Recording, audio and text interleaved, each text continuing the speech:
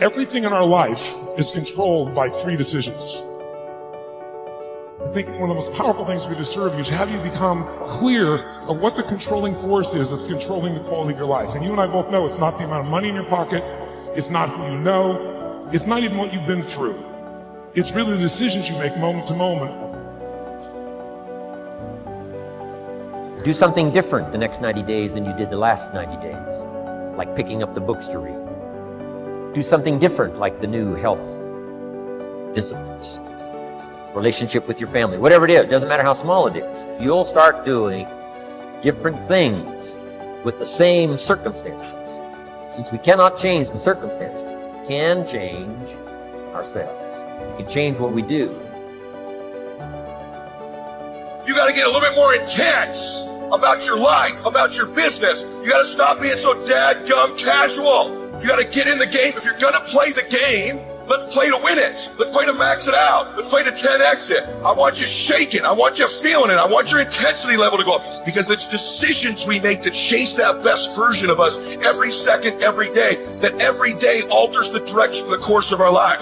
Where your focus goes, your energy flows. I need us to look at all the possibilities, all of the potential, and I need us to go for it every single day. Most people go through life never discovering what their talents are. Most people never develop their talents.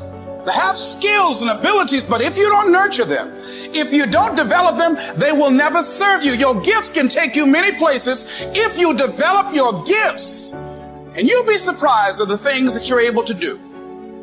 When you learn how to block things out, when you learn how to keep thine eyes single, learning how to concentrate, learning how to focus in, deciding that you're going to focus to develop your skills, you'll be surprised at the ideas that will come to you, of the people that you'll be able to attract, of the opportunities that you'll be able to see. You'll begin to see things that have been standing there looking you in the face saying, I can't believe this has been here all this time.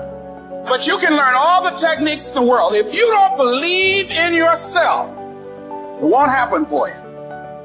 Don't wish it was easier. Wish you were better. Don't wish for less problems. Wish for more skills. Start working on yourself, making these personal changes. If you'll start working harder on yourself than you do on your job. Work hard on yourself and develop the graces. All of the stuff necessary to become more valuable to the marketplace. I'm telling you, your whole life can explode into change. Promotion, no problem. Money, no problem. Economics, no problem. Future, no problem. You just go to work on the right thing. Let the miracle of everything that's available work for you, and start working on the inside. Work on your philosophy. Work on your attitude. Work on your personality. Work on all of your abilities. And if you'll start making those personal changes, I'm telling you, everything will change for you.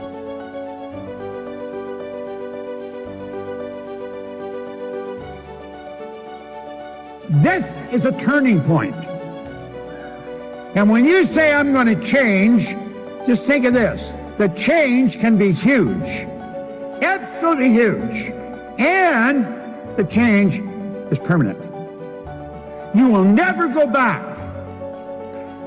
You see, awareness is something you cannot lose. Most of us, when we're thinking of learning, we get hooked up on school stuff, and it's the intellect we're thinking of. Because that's what school focuses on, the intellect.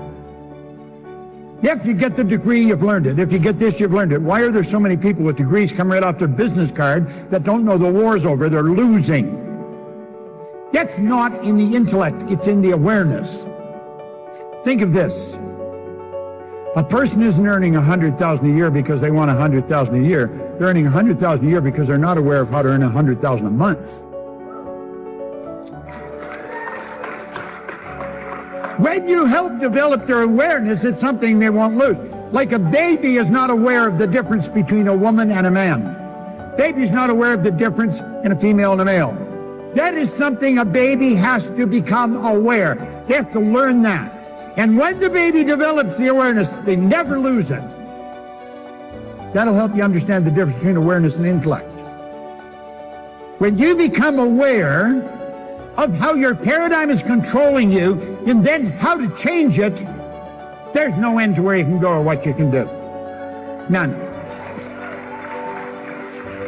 Now,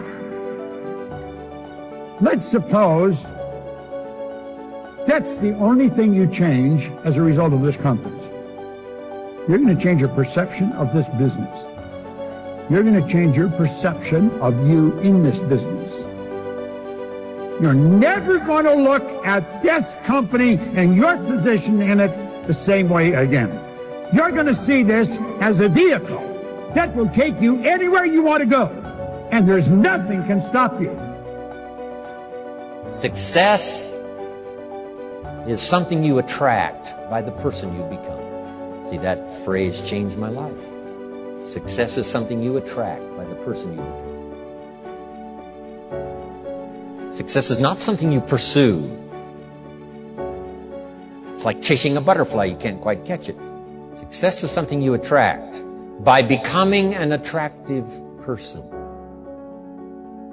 The brain is basically designed to be customized in the early part of life, and then to implement those algorithms and that circuitry for the rest of its life.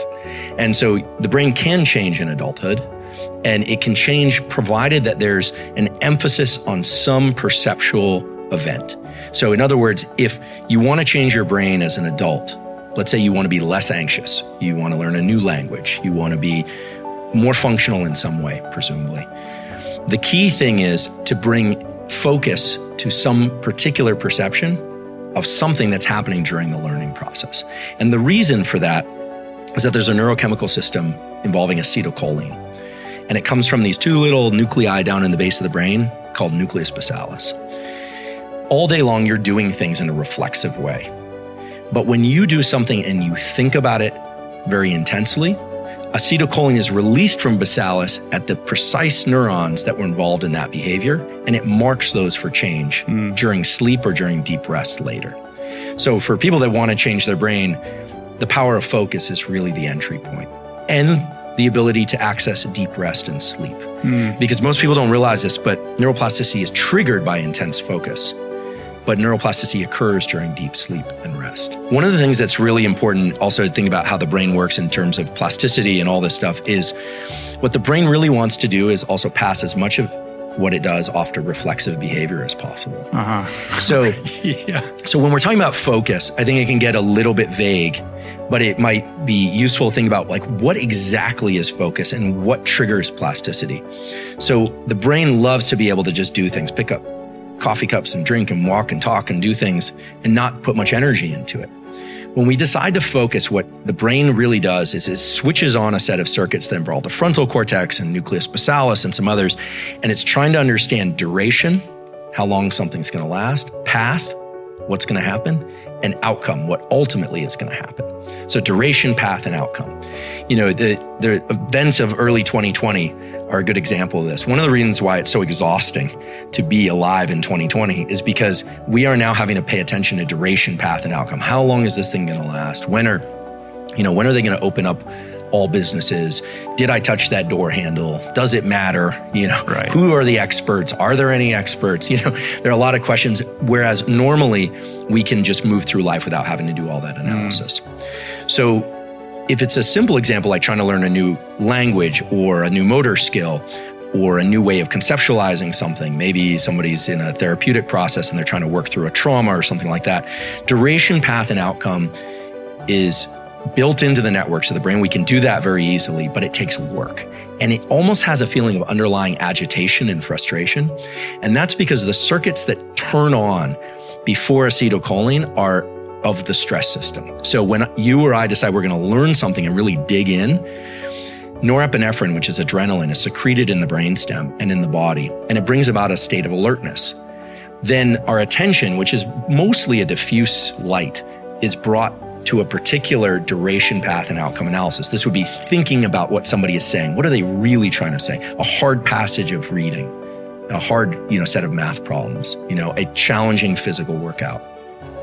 When you do that, these two systems have to work very hard, and the adult brain doesn't really want to change the algorithms it learned in childhood. But if you do those two things, you have alertness and focus. The acetylcholine and the norepinephrine converge to mark those synapses for change. And so the way to think about neuroplasticity, if one wants to change their brain, is bring about the most intense concentration you can to something, and then later bring about the least amount of concentration to that thing.